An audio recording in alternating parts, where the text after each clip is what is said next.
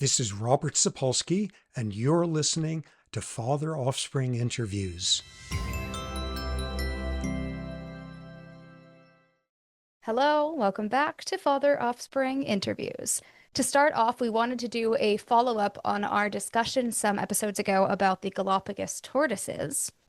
Yes, wonderful news in these troubled times. It's great to have some good news to report. For those who don't remember the story some episodes back, really cool thing happening with Galapagos tortoises.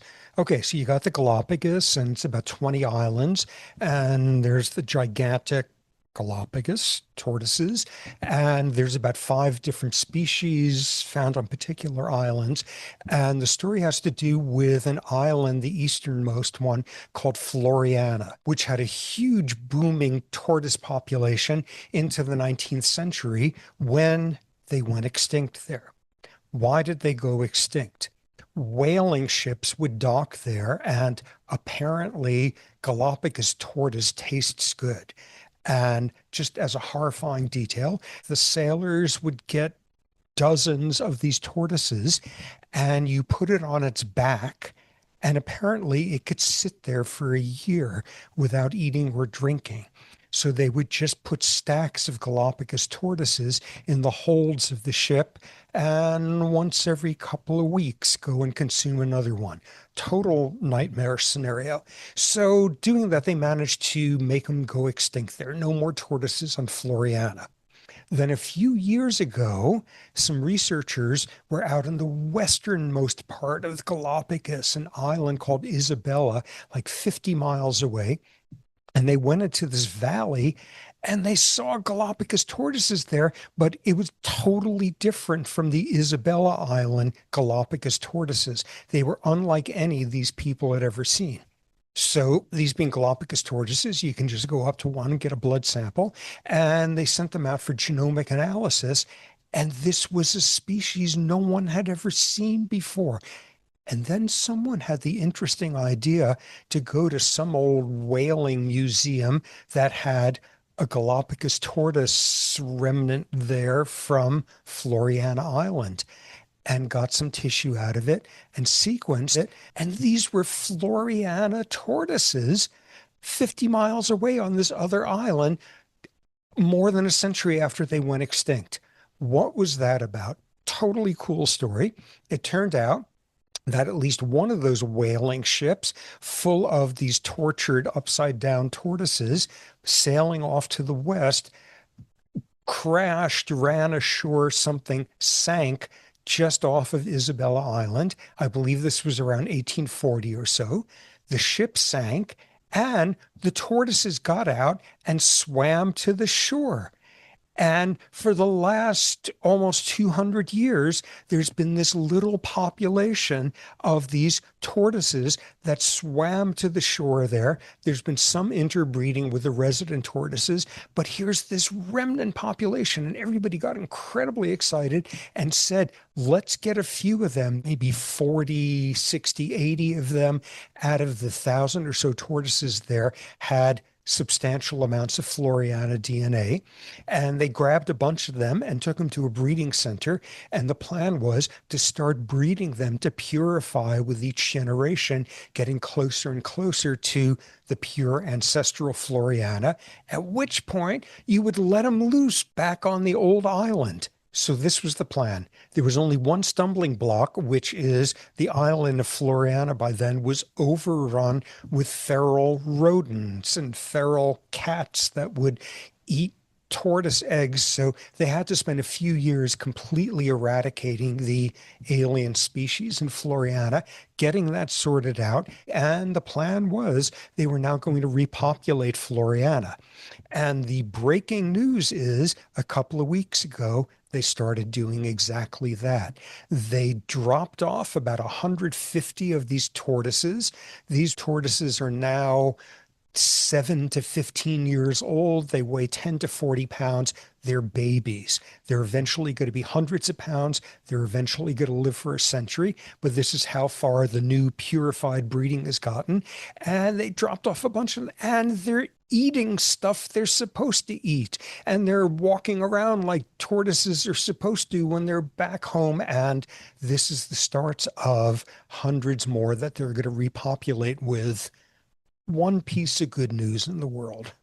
Next, Rawiri from New Zealand asks, what is going on when we feel very sleepy after a big lunch? People often say that blood is redirected from the brain to the digestive process. Is that true? And more importantly, what causes the sense of brain fog that overcomes one?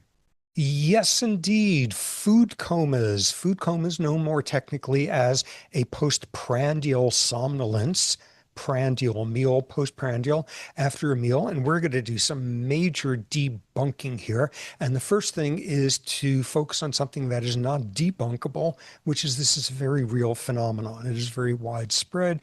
Sleepiness after a big meal, especially after a starchy meal, brain fog, all of that. So, what is the thing we need to debunk? What everybody thinks they know about why you get sleepy after a big meal.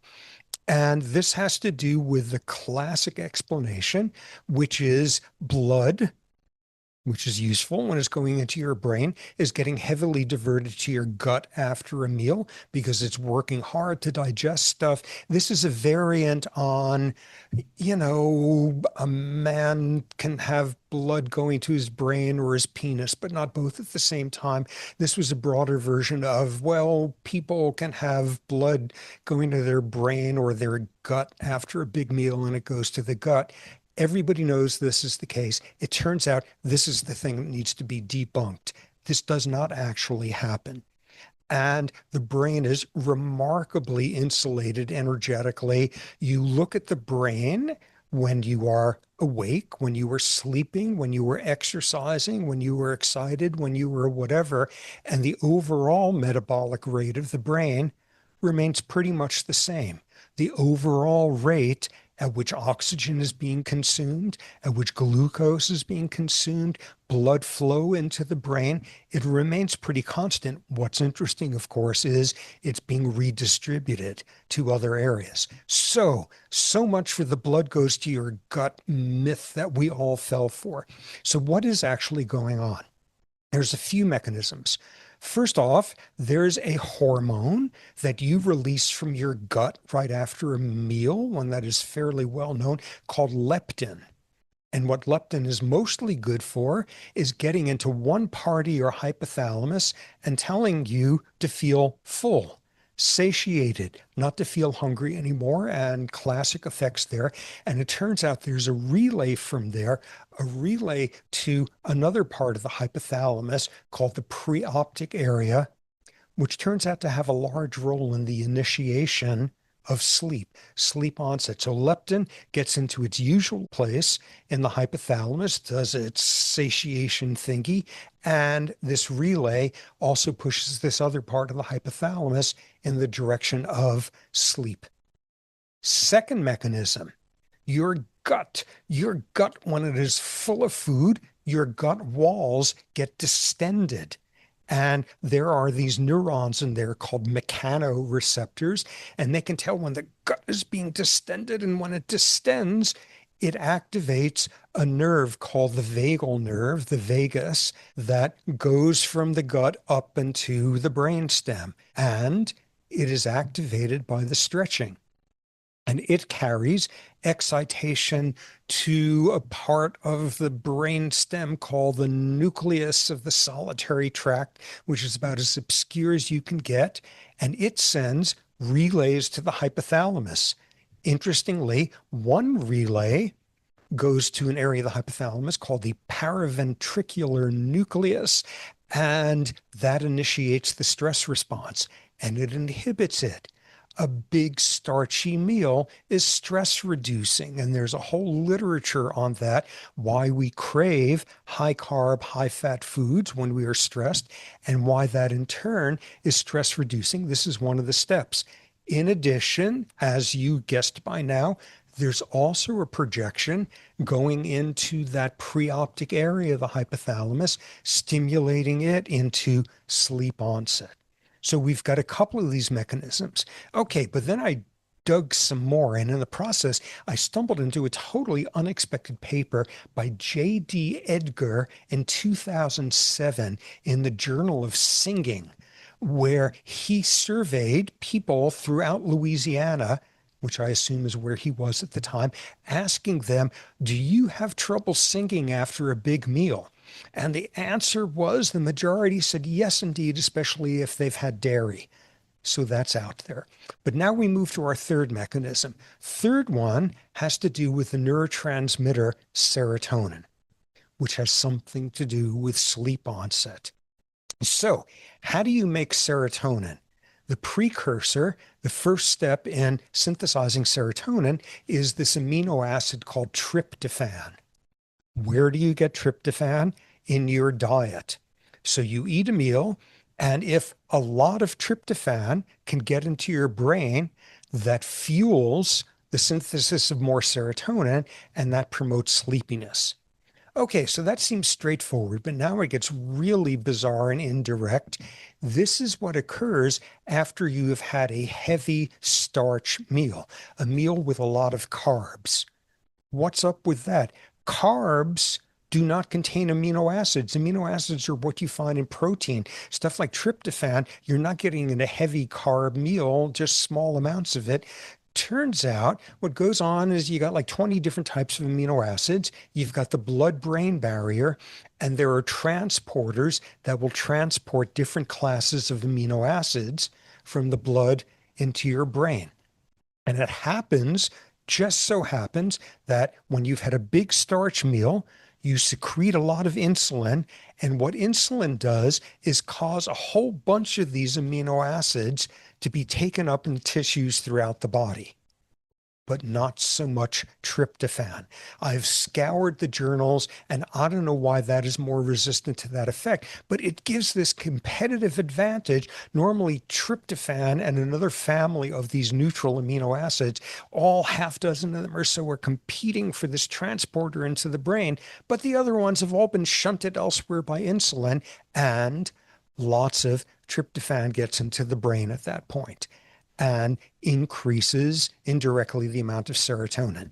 So what do we got here? We got massive debunking of all the blood goes to your gut and your brain gets fuzzy because you got no blood there.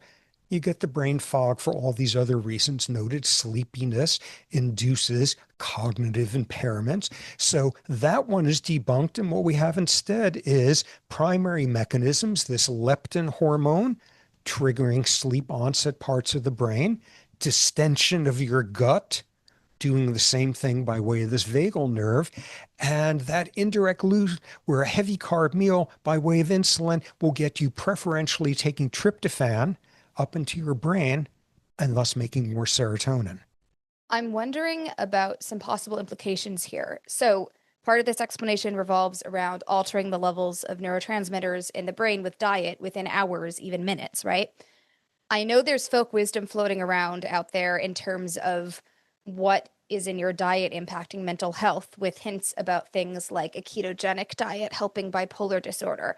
So, is there any validity to this, to considering using diet to correct neurotransmitter abnormalities in psychiatric or neurological disorders? I mean, for example, with the serotonin hypothesis of depression, where the problem is shortage of serotonin in some parts of the brain, could a high carb diet boost serotonin levels enough to work as an antidepressant? Or is there some diet that would boost dopamine levels in the brain and help people with Parkinson's disease? Or are these effects just too small to be helpful?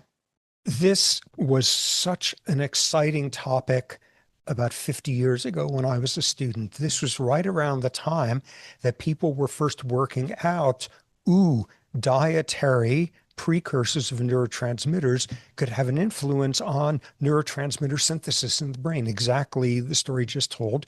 Much of this work was pioneered by a guy named Richard Wertman at MIT, and people got crazy excited at this point of dietary manipulations are going to cure all sorts of psychiatric disorders and all sorts of neurological diseases that involve too much of this neurotransmitter, too little of that one, manipulate their levels indirectly.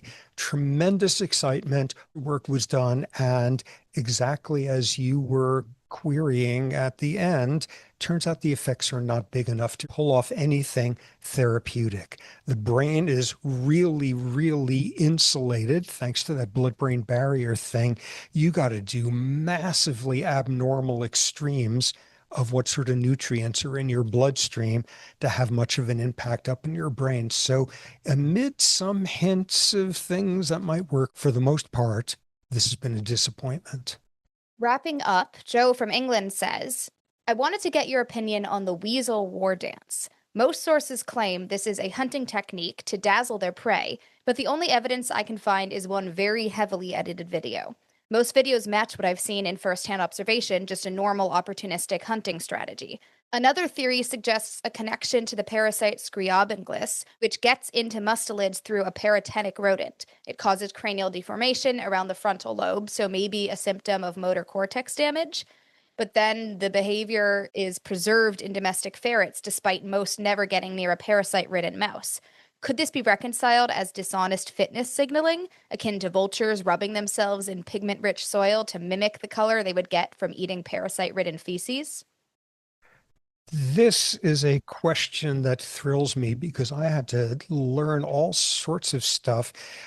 Unpacking this one, we've got some weasel war dances, we've got some nose parasites, we got vultures eating dung.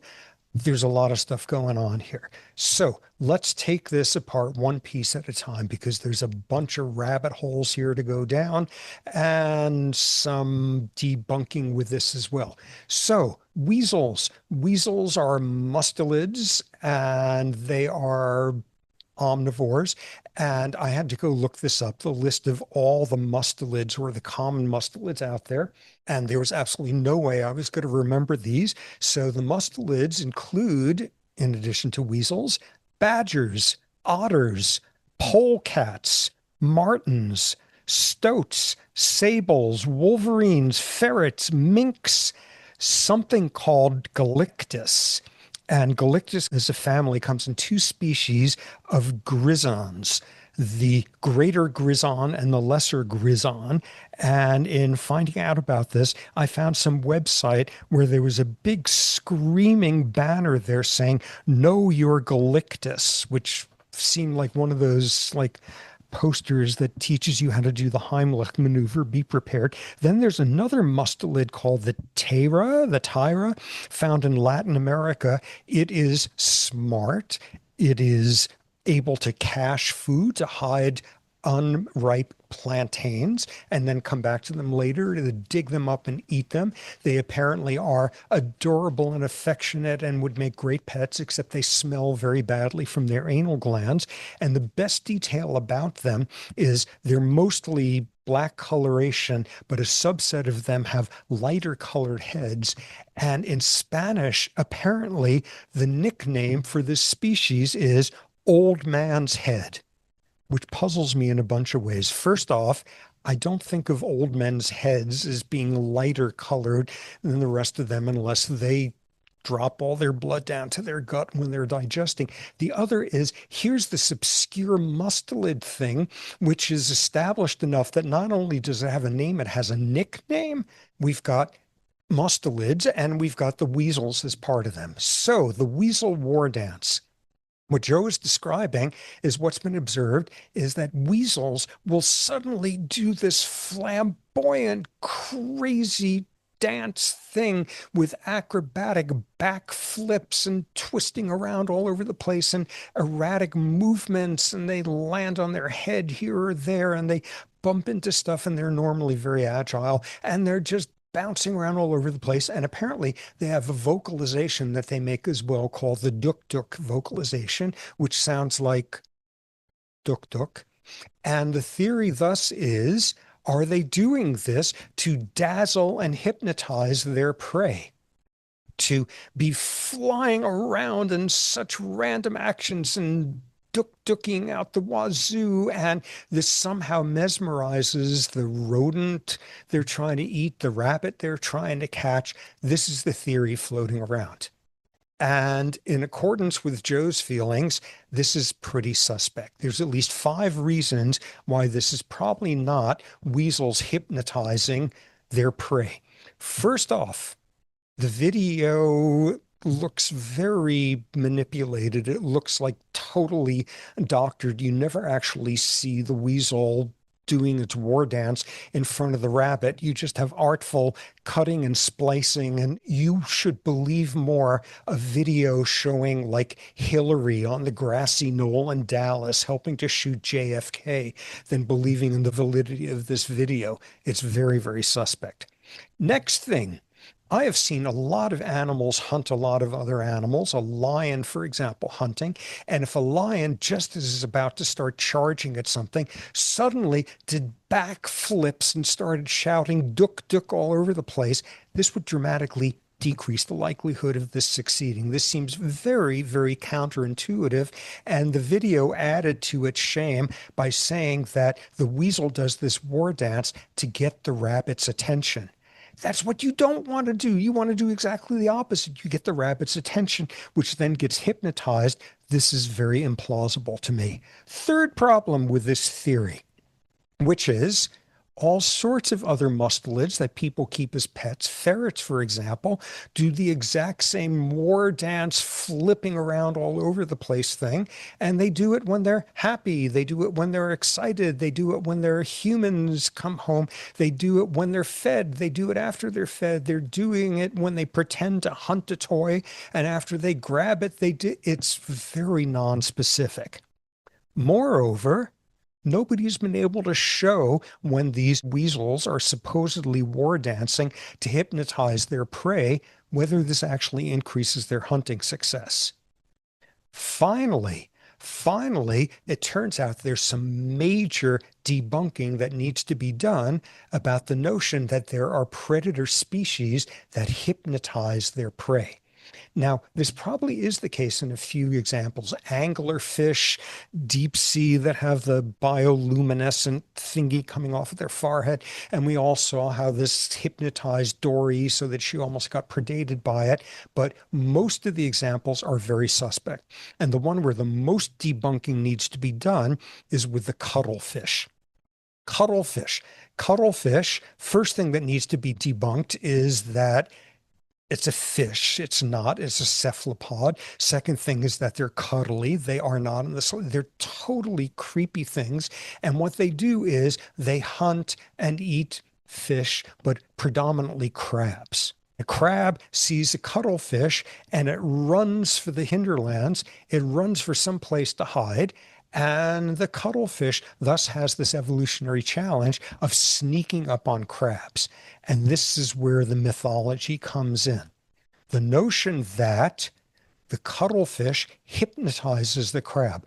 What does it do? Cuttlefish, like other cephalopods, can change color, and it produces this unbelievably dramatic coloration thing where it sticks its arms or wings or whatever out, and it begins to generate rings of black and white that go flowing down from its back end to its front end. And this is the most creepy, frightening thing you can ever imagine. If the cuttlefish and the Komodo dragons and ChatGPT ever team up, we are toast as a species. So it's doing this, and the story here is it's now hypnotizing the crab.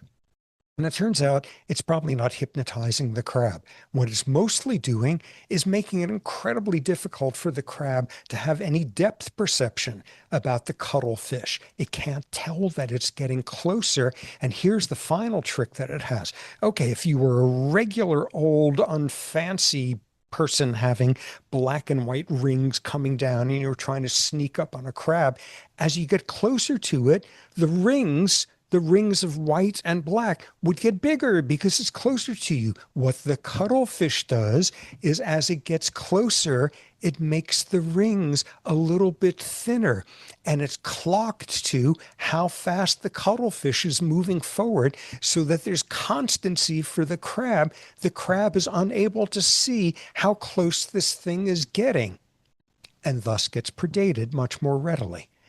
Okay, so we've had debunking here of the notion that crabs get hypnotized. And all things considered, that's kind of unlikely. You don't think of them quite having the nervous system up to being hypnotized, but at least this gives us some insight as to the likelihood that weasels are hypnotizing rabbits.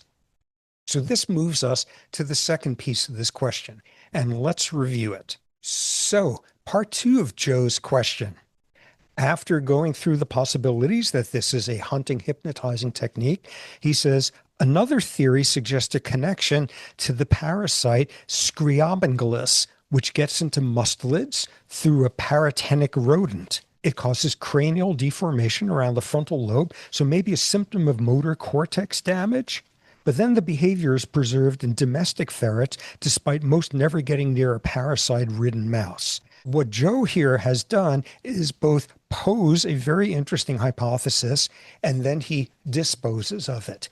So you got this totally bizarre, disgusting nematode parasite called Scriabingalus, and that's just its first name. We've been practicing for hours this week to be able to effortlessly say its name, Scriabingalus.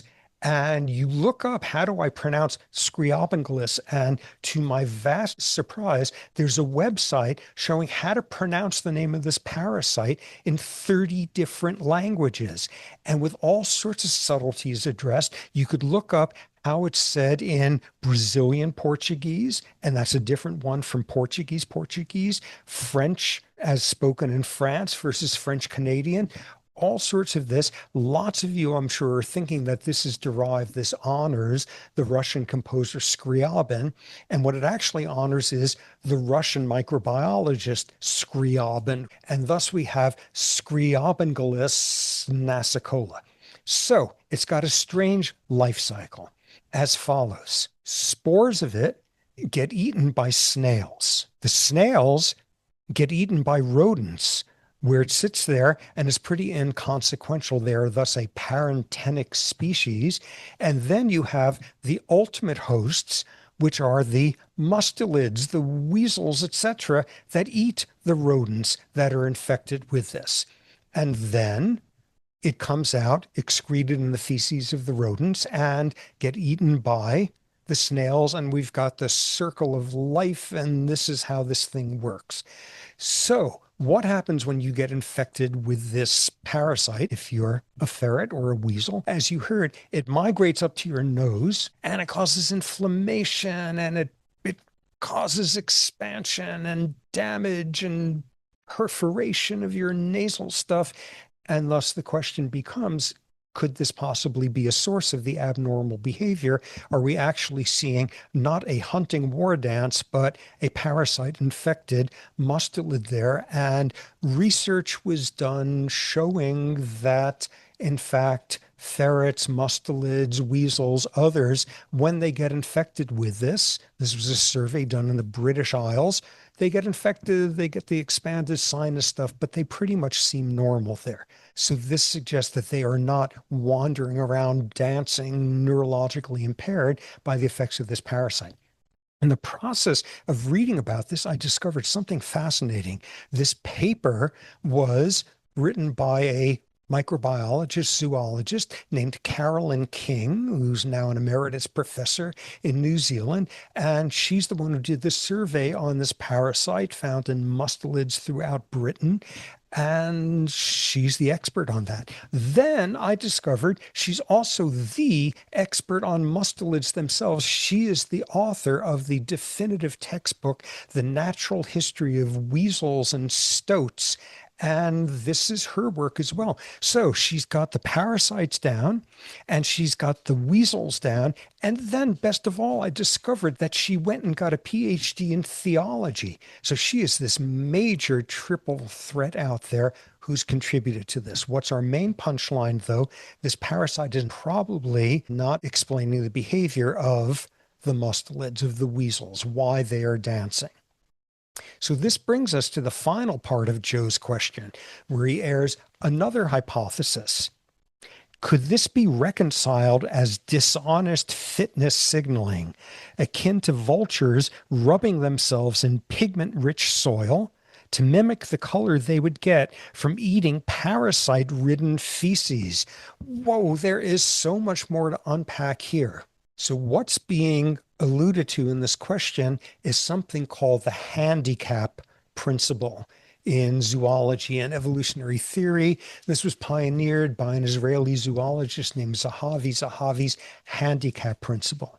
And the notion is you will find aspects of animal behavior, animal physiology, which is nutty and inefficient and maladaptive and conspicuous. And what this is meant to do is communicate what great shape you're in. Okay, here's the logic of it. You got natural selection, and you also have sexual selection. You are trying to appeal to members of the opposite sex so you can pass on copies of your genes. And the handicap principle says you come up with some ridiculous, gaudy, expensive, conspicuous thing that makes the other sex look at you and say, whoa, look at them. If they can afford to be wasting energy on these gigantic, idiotic neon antlers or something, they must be in great shape. It's a marker of fitness insofar as you are able to waste resources, endanger yourself just to show what great shape you're in. Here's a wonderful human example of this, and this is so embarrassing for human males. This was a study that was done that you look at guys who are waiting for the commuter bus, and if you place a confederate for the study, an attractive female in the vicinity, as opposed to deemed an unattractive one, what you see is men will wait longer before they run for the bus because they look so much more dashing. They're more likely to jaywalk and cross against the light if there's somebody attractive of the opposite sex looking at them. So here's a handicap principle. Look, I'm endangering my life running after the buses here in traffic to show how fit I am. This also harks back to one of the all-time eccentric economists, Thorsten Veblen, Norwegian-American economist at the turn of the 20th century. And he had this whole notion of conspicuous consumption, that people will, to show off their wealth, show just how ridiculously wasteful they can be because they're so rich. And the example that he gave of it was the evolution of lawns. Apparently, lawns were worked out by rich ranchers back when in the prairie lands. What is a lawn? It's a stretch of wonderful, verdant, fertile, terrific to graze on field that you're not letting any of your animals graze on. You're letting it just go to hell, growing long grass in it. You're wasting it. Ooh, look, I am so rich and have so much pasture land. I can afford to have a stretch here that I don't even have my sheep or goats eat. And just in case you missed it, I'm putting it right in front of my house. So anytime you're coming up to have dinner, you can see, whoa, these people are so rich that they are handicapping themselves by putting some of their land aside to just be there just for show, just to be glorious and lovely. So the handicap principle. So before noting the weasels doing their war dance and all this excessive display of energy, the question posed by Joe is this an example of the handicap principle? Is this weasel trying to show how incredibly energetic it is? And look at how healthy I am. I can waste all this energy doing backflips and landing on my head. And don't you want to mate with me so I can pass on copies of my genes? And this is the theory here. So what he suggests is this may have a parallel in another realm of the handicap principle. And now, weirdly, we find ourselves in the world of Egyptian vultures. Cow dung. Cow dung apparently contains carotenoid molecules. So if you, an Egyptian vulture, eat some cow dung, you will deposit these carotenoid particles in your skin, around your head and face. Carotenoid, like carrots, your head turns orange red. It's totally conspicuous. So where's the handicap principle coming in here? If you're eating cow dung, you're probably getting riddled with parasites. What are you saying to potential mates? Look at this. Look at this red face here. I'm just eating cow dung like crazy. I got parasites you can't believe. Yet I'm strutting my feathers around here. Wow. I must have an amazing immune system. Wow. I must have amazing genes. Come mate with me. One would wonder if their breath does more than offset any of the attractiveness of their facial features, but these are vultures. So that would be the handicap principle in action. I'm consuming all this parasite riddled cow feces in order to display my great immune system. Here comes the notion of cheating at the handicap principle, wondering if this explains a behavior by some other vultures who don't go and eat cow dung and get a red, they go over to soil that has a lot of red clay deposits in it, and they rub their heads back and forth in it so that they have a red face, and even do an experiment. You put out a bowl of plain water and a bowl of red colored water with soil from this clay rich stuff, and all the vultures you have in your study population go over and stick their heads into the red bowl. They're trying to get away cheaply with this without having to consume dung, let alone dung filled with parasites. They can fake out the other sex with the notion that, look at my amazing immune system fighting off these parasites. And they cheated. They cheated by doing this. Is it possible that this somehow is explaining what these weasels are doing? Massive displays of activity that may not necessarily indicate they've got great health and metabolism. And thus, what you wind up seeing is the possibility that this is going on as well. So, what has this very long tour taught us? First off, weasels probably do war dances just for the sheer pleasure of the movement and feeling the wind in their hair. Second, your pet ferret, there's a pretty good chance that it has nose parasites, nose worms up there, so keep that in mind. Finally, you could be a vulture who's looking good and getting all sorts of attention without having to eat cow dung. So keep that one in mind next time you're trying to look your best. That is episode 102. I'm Offspring Sapolsky, and thanks for your continued support of Science and the Beard.